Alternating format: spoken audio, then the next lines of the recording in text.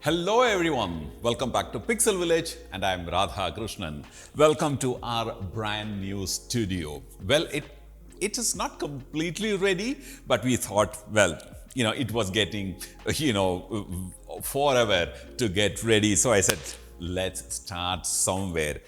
As you can hear, probably the room echo is still prevalent. We have not really installed the sound absorbing panels yet. Well, to kickstart our first session in the Pixel Village's new studio, we have a fantastic product here. This is the Parabolic Reflector from godox. Now, parabolic reflectors are not a new, invention. It's been around for decades altogether, but probably it may be a new lighting concept for many wedding photographers for sure. The commercial photographers in India got introduced to the parabolic reflectors. I was one of them, got introduced to the parabolic reflectors way back in the mid of 2000. It was Broncolor who, during a mega event launched it in Mumbai, and I was present in that event, and it was like a, mega para, as it was called. Para subsequently became a generic name for all thing parabolic. Anyway, that Para actually introduced a new way of lighting. It not only took the fancy of a commercial photographer, it also took the fancy of the clients, and for that matter, lots of commercial photographers I personally bought it to impress their clients. Anyway, what we have today is the Parabolic 88 from godox, and it should not be mistaken between the parabolic softbox, the P90 and the P120. It is absolutely different. They're poles apart in terms of its usages. Now, for convenience, what we thought was we will split the video of the parabolic reflector into two distinctively different parts. In the first one, which is this one, we're going to be talking about what is a parabolic reflector and how is it different from the remaining or the other types of light shaping tools like the softbox, the parabolic softbox, or umbrella, for that matter even a beauty dish, and also how to assemble it and how to use it. And in the part 2, which you should not miss, we're going to be having real models here, and we're going to do a test shoot using these devices. So the first thing is to explain to you what is a parabolic reflector. Well, from the word itself, it's a reflector which is shaped like a parabola.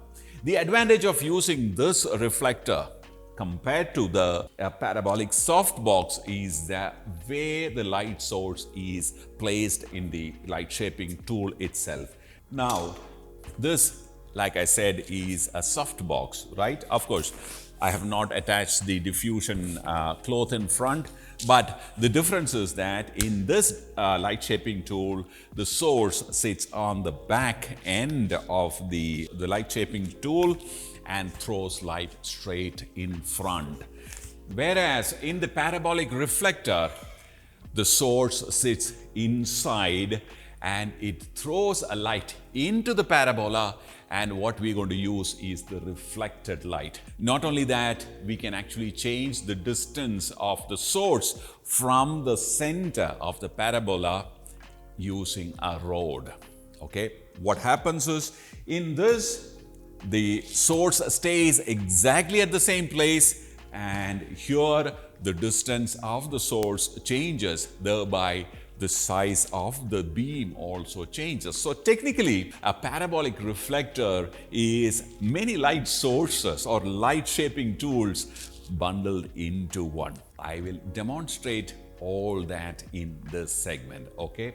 So what I'm going to do is now to actually move all these things aside, bring this guy onto the center stage, and I'm going to tell you exactly how this is used and how the light emitting out of this reflector is actually different from the rest of the light shaping tools. So let's go do that now. So this is how the Parabolic 68 comes in a very nice carry case with a wheel because it's reasonably heavy.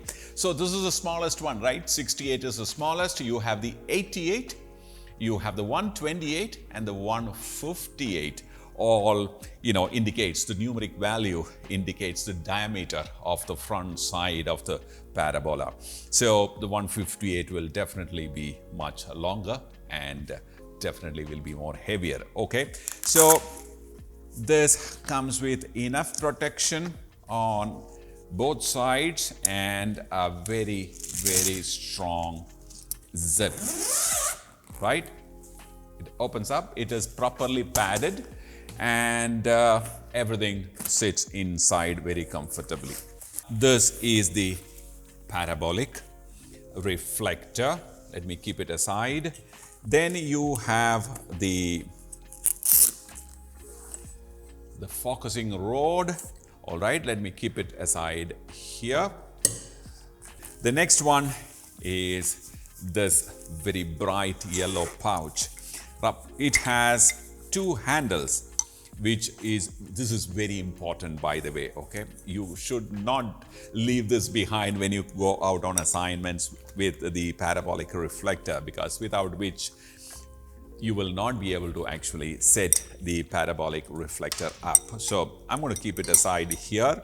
Now this is very well padded, okay? There is nice padding all around, and also there are some hard material surfaces on all sides, because it's a system which you need to really take good care of. You can afford to bend any of these rods at all. So this is very important. I'm not too sure if it can be checked in an airline because I don't see any proper locking mechanism. If you have to do it, you have to do it entirely at your own risk. But I think it will take aircraft, a kind of a trip completely. Now there are two other things. This is the adapter using which you will mount the light source on to the parabolic reflector. Okay, this is Bowen's mount. So there goes the mounting adapter. Some people call it a bird cage. And of course, this is the mount. Basically, this is the one which goes onto the stand, and of course the parabolic reflector gets mounted onto this side, and of course you have a lever using which you can control the angle. Of course, it also comes with a small harness. Basically, it avoids any accidental kind of flipping over of the parabolic reflector. So this comes along with it, and of course a small leaflet. You may not need it once you've gone through it. You may not need it every time. Okay, so that's all that comes in the carry case. What we're going to do next is to assemble this. It requires a little bit of explanation or explaining because it's very different from your regular, let's say, an umbrella or a soft box. So though we unboxed the 68, I'm going to demonstrate using the 128 because it's double the size. It's easier for you to kind of understand how the light moves inside. Of course, I told you about this important tool that you need to always be careful about. You need to carry it every time. All right, so I'm going to keep the cover here on the floor, and this is the parabola itself. It's got a protective strap around it. So I need to unstrap it first. It's Velcro. It comes off very easily.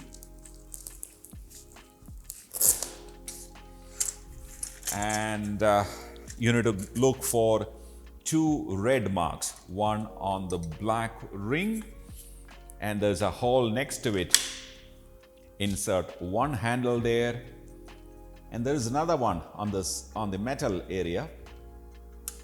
It's also indicated by a red, kind of a spot there, and you need to catch hold of both the arms together and press inwards. Okay, and when you do that, you will hear a very positive click sound, and that's when the parabola kind of clicks into shape, and then you are ready to remove the handle, right? Now your 128 is ready. Then you need to keep this flat on the ground. Okay, the next one that you need to know about is this focusing rod. It's a smooth, very well made fabricated aluminum rod with a scale which is ranging from 0 to 10. It basically kind of indicates the travel. Okay, I'll explain to you. And it has these clips on both ends. Basically they are stoppers. It kind of prevents the rod from slipping in or out from any end. Now what I need to know is about this mount. Okay, so it's very easily mountable and turn. That's it, it's done. And of course the release is here. Pull it out, turn it backwards, and it's back in your hands. Okay, it's as simple as that. That's it. It's got a very positive kind of a lock. All right, of course, obviously this goes on to the stand. Now what you need is a good stand. Please don't use any old stand. You need a strong C stand. Can we have one? Godox makes brilliant C stands, okay? Now, what we need is one like that every time you use the parabolic reflectors, because it actually becomes really front heavy and you need a very strong stand to support it. Okay, now what we have done is an Indian jugaad to protect our floors. It's a tennis ball. We made a small slit and kind of slid the leg through it. It's a typical, when we shoot indoors in private homes and stuff to protect their floors, we do this. When you work with godox stands, you don't really require it because they already have a very soft kind of a, leg, but we have a new floor. We thought we'll use this. All right, so I'm ready to mount the parabolic reflector onto the stand. What you need to, like I said in the beginning when I showed you the stand, what you need to be careful about is that you should always keep the leg right under the parabola, and of course use a sandbag to protect it. If you're shooting outdoors on locations, sandbag is a must. We will use that sandbag when we do the modeling shot. For demonstration, this is perfectly fine. Tighten this butterfly knob that it stays in place properly. Make sure that you are supporting the parabola, and adjust your angle and tighten it, and it stays in position. Now, one word of caution, right? This is made of plastic, okay? So excessive force can break it, all right? The other reason why you should not use excessive force is that it will then start losing the friction and will start playing a bit, okay? So then now you are ready to install the focusing rod, okay? Remove the first one. There is a knob here. Loosen it sufficiently so that you can slide this guy through it. It's a very well made aluminum rod. It slides in very, very comfortably. Slide in sufficiently and tighten it. All right. So the rod is in place. Loosen one of the knobs. Let me turn it around towards you. Now you can see it very carefully. Now comes the light adapter. Before the adapter, what you have to do, let me move this a little back. So before you place the adapter, place the ring back in position. All right? Then goes this mount. It goes in here, and you can tighten this in place using this butterfly nut. And this has a bounce mount, so you can use any bounce mount, flashlight source or continuous light source with it. except that I would like to use a very compact light source here so that we retain the balance of the device. Okay, I'm going to use the AD1200 probe, so please give me the head unit. Okay, so I'm going to remove the head. Here you go, careful. All right, and this is the head unit. It goes in comfortably and that's it. It stays in place, and there is a slit here, very well designed slit with a Velcro, and the wire, you can pass the wire through it.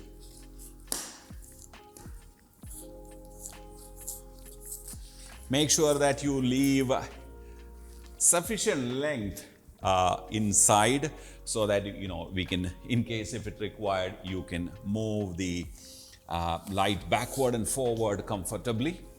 All right, now we are ready to use this light. What we're going to see is how the light shapes inside this parabola when you move this light source back and forth. Let's take a look at that. So I have turned all the ambient light off in order for you to see the light inside. The source is very close to the center of the parabola. Now I'm going to slowly push it out. Now the beam is really narrow, and push it out. As you can see, the beam is now nice and wide, but it will retain the specular nature, very unlike a softbox, which will actually diffuse the material. Pull out.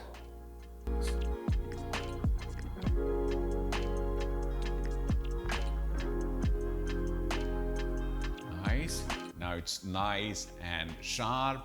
You can see the shadow, the wraparound is so, okay, push.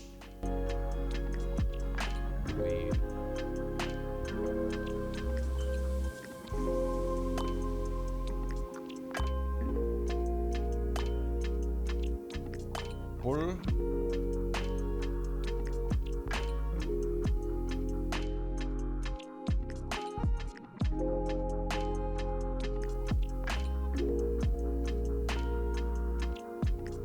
Nice. So I'm sure you saw how one light source can give you varied feeling without losing the character of the light. Just by shifting that center rod from the closest position to the farthest position from the center, give you that fantastic feel, like I said, without losing the essence of that light. Godox also has made 3 different accessories, available along with the parabolic reflector. According to the size, you can buy a netted diffuser D1, a diffuser D2, and a grid. A full diffuser in front of a parabolic reflector converts it into a soft box. Well, you want to retain the specular nature of the light, yet diffuse it, bring the intensity down by a couple of stops. Use the white net and the grid, of course. You know what the grid is. You can put the grid in front.